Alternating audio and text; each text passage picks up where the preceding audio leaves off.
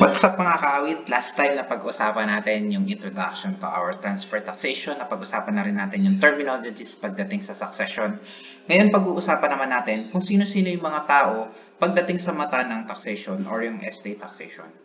Diba? Kasi last time na pag-usapan natin elements ng succession na kailangan may namamatay. Now, yung mamamatay, ika-classify po siya ni estate taxation depende sa kanyang citizenship at saka sa residency. Mamaya, madidiscuss yan. Okay? Now, ang learning objectives natin for today is i-define natin ano yung mga properties. I-review natin kasi kung mapapansin nyo, may mga nababanggit ako ano mga klase ng property. May real property, may personal property.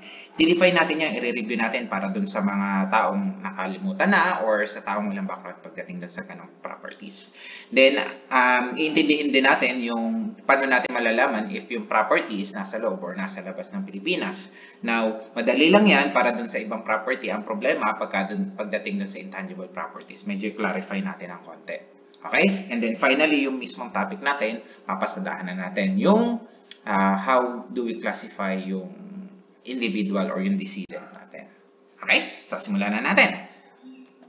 First, i-review natin yung property types. Ano ba yung mga property types? Sabi natin, meron tayong tinatawag na real properties. Ano po ba tong real properties? Real properties, hindi peke, hindi tunay. Real properties, ibig sabihin, ito yung mga properties na hindi pwede basta-basta galawin or ilipat ng lugar. Okay? Halimbawa po niyan is yung building and yung house and lot. Diba? So, may hirap siyang ilipat ng property, ilipat ng lugar. Okay? And then, meron po tayong pangalawang property, which is personal properties. However, the personal properties are subclassified sa dalawa. Pero i-define ko muna sino si personal property. Si personal property, mga kapatid, ay yung tinatawag nating movable property. Kabaliktaran naman siya ni real property. Okay? Now, sir, sabi mo may dalawang klase ng personal properties. Ano nga ulit tong dalawang klase ng personal properties? Number 1, tangible properties, and number 2, intangible properties. Okay? Define ko muna si tangible properties. Tangible properties, ito yung mga properties na nahawakan. Okay? May physical form. Okay? Example niyan is yung gadget mo. Cellphone. Ano pa? Kotse. Okay? Next, meron tayong tinatawag na intangible properties or yung properties na walang physical form or ibig sabihin, may rights lang po tayo. Ano po to? Nandyan po yung mga tawag dito, shares. Nandyan din po yung mga cash in bank. Teka lang, sir. Kasi ako po, accountant po ako. Ang pagkakaalam ko, ang shares, pagka personal property mo, ay, yan po ay investment. Ang pagkakaalam po, kapag cash in bank, yan po ay cash, according sa accountants na yan. Medyo nagkakaiba po tayo mga accountant. And tax. Nag-iiba po yung pananaw ni accountant and tax. Okay? Kasi we accountants, alam natin na kapag kadating sa cash in bank, is classify siya sa cash and cash equivalent. Pasok siya dun sa line items na yon. Pag-aalam natin, pagka shares sa property natin as an asset, pagkakalam natin investment. Either investment na traded siya through fair value or investment in subsidiary or associate. Now, kay tax po, iba yung pananaw niya. Okay? Literal po si tax. The moment na hindi mo mahahawakan yung property mo, automatic intangible property. Pag rights lang talaga yung hawak mo dyan, intangible property. Diba? Pansinin mo si cash in bank. Nasaan yung cash? Nasa bangko. Pero may rights ka kay bangko? Yes. Therefore, para kay tax, intangible property siya. Hindi siya tangible. Correct? Okay pa? Next, pag-usapan naman natin yung situs of property. Ito yung sinasabi ko, situs, ibig sabihin, saan located yung property. Bakit importante ito malaman? Kasi, pagdating sa coverage ng Pilipinas, alam naman natin na pagkada sa ibang bansa, medyo nahihirapan ng Pilipinas maghabol. Okay? Kaya kailangan maklasify natin yan, lalo na pagka-taxing pag-uusapan natin. Okay. So, situs, syempre, dalawa lang. Either nasa loob yan ng Pilipinas or nasa labas ng Pilipinas. Okay? Sabi ko nga, madali lang i-classify kung nasa loob ng Pilipinas. Halimbawa, real property. Di ba napag-usapan natin, real property, immovable? Pag yung real property mo nasa loob ng Pilipinas, kunwari Makati, Manila, natural, within the Philippines yan. Pero kung yung real property mo nasa USA, natural, outside property. Di ba? Madaling identify. Ang mahirap i-identify yung mga intangibles. Okay? Though, may mga items na medyo tricky. Halimbawa na lang, binentahan kita ng orchard. Ano yung orchard? Yan po yung taniman. Kunwari, orchard po ng mangga, taniman ng mangga. So, ibig sabihin, kasama yung property doon, kasama yung lupa, kasama yung mga puno ng mangga. Now, paano mo makaklasify siya? Real property po yan eh. Pwede madali lang, hanapin mo doon saan nakalagay yung real property. Okay? Now, sabi nga, may mga tricky, yun yung intangible properties. Okay? Example ng intangible property, receivables. Okay? Now, paano natin malalaman if yung receivables ay nasa loob or nasa labas ng Pilipinas? Simple lang, hanapin mo kung nasan si debtor. Sino nga ulit si debtor? Si debtor yung may utang or nangutang? Ay, mali. May utang or nagpautang? May utang. Okay? Siya yung dapat magbayad. Dahil ang may asset ay si creditor. Okay? Si creditor ang may receivable. Nagigets?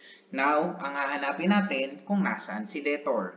Kung nakatira si debtor sa Pilipinas, therefore, within the Philippines. Kung nakatira si debtor sa labas ng Pilipinas, therefore, outside the Philippines. Kuha? Sample. Sa Pilipinas ay nagkautangan si debtor at saka si creditor. Okay? Now, si creditor pala ay resident alien. Ngayon, napag-isipan na ni creditor na bumalik sa kanyang lupang sinilangan, ang Norwego. Tanong, ang receivable ba ay outside the Philippines or within the Philippines? Within the Philippines. Kasi nasan si debtor? Nasa Pilipinas. Okay? Si creditor ang lumipat. Nakuha? Next. Ano pang tricky? Franchise. Ano ba itong franchise? Ito yung kasunduan na pwede mong gamitin yung mga trademark, yung mga copyright ng isang established na property in exchange for fee. Okay? So, bibigyan ka ngayon ng franchise yung rights na gamitin. Yung rights mo na yon, magiging asset mo yun eh, kasi nagbayad ka na eh. So, yung rights mo ngayon, ang tanong, saan mo siya pwedeng i-exercise? Okay? Kung pwede mo siyang i-exercise sa loob ng Pilipinas, therefore, yung franchise mo is within the Philippines. Pero kung yung franchise mo, pwede mo i-exercise lang sa labas ng Pilipinas, therefore, yung franchise mo is outside the Philippines. Example, sino ba ang paborito mong kape? Starbucks, di ba? Ang Starbucks. Saan ba naka-establish ang original ng Starbucks? Di ba? Wala sa Pilipinas. Now, kunwari, may isang company dito na nag-franchise na gustong magpatayo ng Starbucks dito sa Pilipinas. Though I think isa lang yung nabigyan nila ng franchise, pero for the sake of discussion, ibahin natin. Okay? Balik. Si franchise, may isang company na gustong magtayo ng Starbucks dito sa Pilipinas. Okay? Dahil gusto niya lang dito sa Pilipinas, therefore, yung franchise na i-grant sa kanya, properties within the Philippines. Okay? Pero kunwari, gusto niya mag-establish sa ibang bansa, kunwari sa Somalia, kasi wala pa daw doon Starbucks sa Somalia. Okay? E di outside the Philippines yun, kahit yung nag-franchise, yung nagbayad ng franchise para bigyan siya ng rights is taga-Pilipinas, outside the Philippines po yun. Okay ba? Kuha? And then, isa pang tricky yung shares, obligation, bonds, issue ng corporation. Okay? Di ba yung mga corporation nag-i-issue ng shares? So, pag in-issuean ka ng shares, part-time shareholder ka. Okay? Or, pag in-issuean ka ng bonds or ng obligation, ano yung sabihin? Nangutang siya sa'yo. Okay? May mga karampatang certificates yun. Okay? Pag yung corporation ang nagbigay sa'yo ay domestic, ibig sabihin, ano ba yung domestic? Ito yung mga corporation established following the law of the Philippines. Okay? Tinayo siya alinsunod sa batas ng Pilipinas. Dito sa Pilipinas. Therefore, automatic yung shares mo ay properties within the Philippines. Kahit nasan ka. Kahit yung certificate mo, dinala mo sa labas ng bansa, properties within the Philippines yun. Okay? Or, what if yung corporation ay foreign corporation? Yun medyo tricky. Okay? Pagka medyo pag foreign corporation at hindi pa lumalagpas ng 85% or hindi pa umaabot ng 85% yung shares niya or yung business niya ginagawa sa Pilipinas, automatic outside the Philippines. Para clear, ulitin natin. Pag foreign corporation siya, generally, outside the Philippines yung shares mo. Okay? Maliban na lang kung yung foreign corporation, 85% and above ng kanyang negosyo, ginagawa niya sa loob ng Pilipinas. Nakukuha? 85% and above ng kanyang negosyo sa Pilipinas lang ginagawa. Yung 15% lang sa labas ng bansa. Eh di kahit sa labas siya ginawa, kahit foreign corporation siya, di parang sa Pilipinas din siya nag-operate. Eh di parang within the Philippines din siya. Okay? Or, nakabili siya ng mismong operations niya dito sa Philippines. Kuha? Okay tayo? Next. Ang pag-usapan natin, magbigay tayo ng example para mas malinaw. Okay? Magbibigay ako ng ibang tricks para pag-usapan natin. Examples. Number 1. Example, what if mango orchard in Nueva Ecija? Saan ang situs nito? Number 2, BMW, nakapark siya sa Los Angeles, California, LA. Okay? Number 3, cash in BDO sa Baguio. Number 4, shares ng San Miguel Food Corporation. And number 5, shares in Walmart Incorporated. Okay? Number 1. Tingnan natin. Number 1, mango orchard in Nueva Ecija. Ano ba yan? Real property. So, madaling malaman. Di ba? Si Nueva Ecija, nasaan ba Nueva Ecija? Sa loob ng Pilipinas. Eh, sir, kasi yung titulo nasa ibang bansa eh. Wala tayong pakialam. Ang hinahanap natin, nasaan yung property. Yung property natin, nasa Nueva Ecija. Therefore, yan po ay real property sa loob ng Pilipinas. Okay tayo. Next, BMW. Ano ba yung BMW? Hindi yan real property. Kasi, pwede mong galaw-galawin yan. Pwede mong ilipat ng lugar. Okay? Therefore, personal property. Anong klaseng personal property? Nahawakan ba yan? Yes. Therefore, yan ay tangible property. Okay? Nasaan siya? California.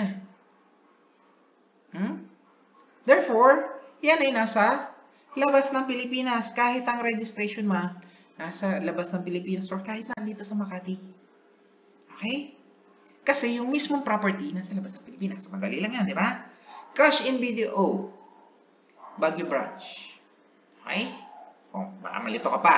Nasa loob yan ng Pilipinas. Malilito ka lang kung tangible or intangible. Di ba? Lalo na kapag accountant ka. Sanay ka na kapag cash, tangible. Di ba? Napag-usapan na natin kanina yan. Di ba? Pag kay tax, medyo iba ang pananaw. Okay? Therefore, yan ay intangible property within the Philippines. Okay? Shares in San Miguel Food Corporation. Sino ba ito San Miguel Food Corporation? Oh, kilala mo yan. Diba? Paborito mo yan. Nabili ka lagi niyan eh. Kabayong pula. Ano ba yung mga binibili mo dyan? Diba? Taga rito yan sa Pilipinas. O corporation established dito sa Pilipinas. Therefore, domestic corporation. Anong usapan natin?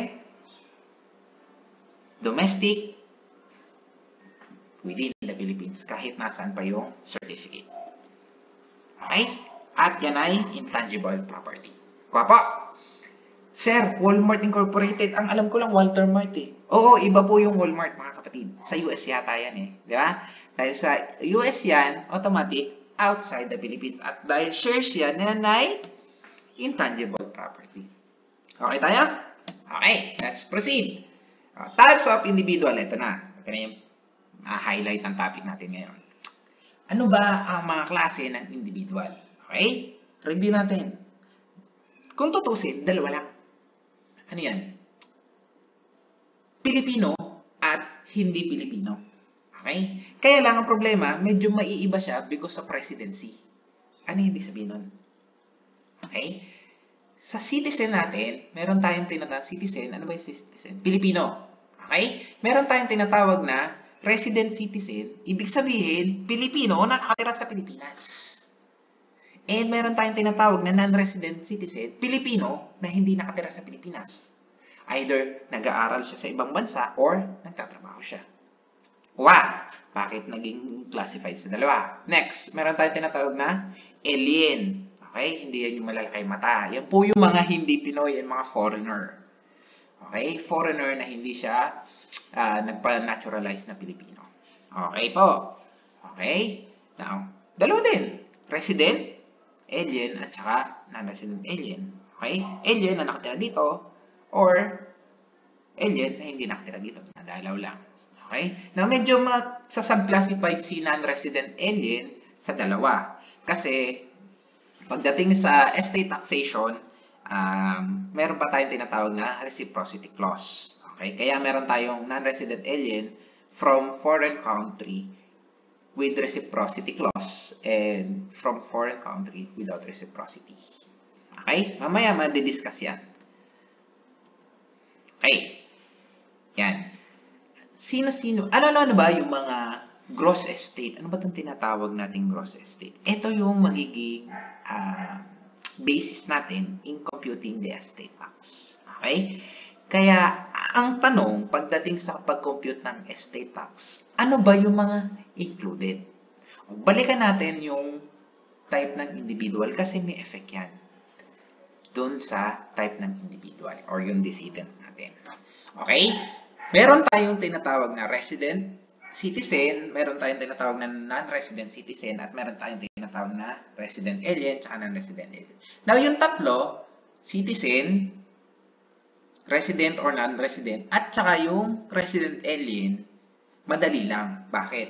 Kasi lahat ng property mo, real property sa loob ng Pilipinas, personal property sa loob ng Pilipinas, personal intangible property sa loob ng Pilipinas, real property sa labas ng Pilipinas, personal tangible property sa labas ng Pilipinas, at personal intangible property sa labas ng Pilipinas kasama.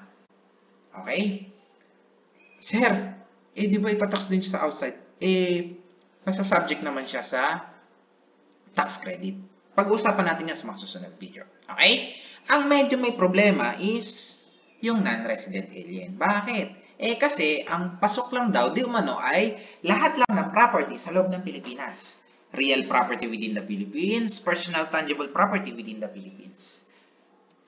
Personal intangible property within the Philippines, dito na papasok yung issue ng reciprocity. Diba? Sabi ko nga, pag-uusapan yan. Okay? Mamaya pag-uusapan natin, may dedicated ako slide for that. Okay? Pero yung real property outside the Philippines, hindi nakasali. Dito lang sa Pilipinas. Okay? Real property, personal property outside the Philippines, hindi na rin kasama. Personal intangible property outside the Philippines, hindi na rin kasama. Sa mga tuwid, lahat lang ng nasa loob ng Pilipinas. Sir, ano ba yung subject to reciprocity? Ganito yan. Okay? Pag ang non-resident alien galing sa country na may reciprocity clause, yung intangible property, hindi mo na rin isasama sa gross estate. Ibig sabihin, real property lang at saka personal tangible property within the Philippines lang. Okay? Ulit. Pag yung non-resident alien galing sa bansa na may reciprocity clause, ang isasama mo lang sa gross estate ay real property within the Philippines at personal property within the Philippines. Pag nasa country naman siya na walang reciprocity, isama mo lahat ng within the Philippines. Pag nasa country siya na walang reciprocity, or pag galing siya sa country na walang reciprocity, isama mo lahat ng within the Philippines. Okay tayo? Clear? Now, sabi ko nga pag-usapan natin yung reciprocity clause na yan. Ano ba yung reciprocity clause na yan? Okay? So, halimbawa, sa Germany, may Pilipino na nakatira doon. Okay? Tapos, yung Pilipino namatay doon. Si Germany, ang ginawa niya, hindi niya sinama sa gross estate yung intangible property niya.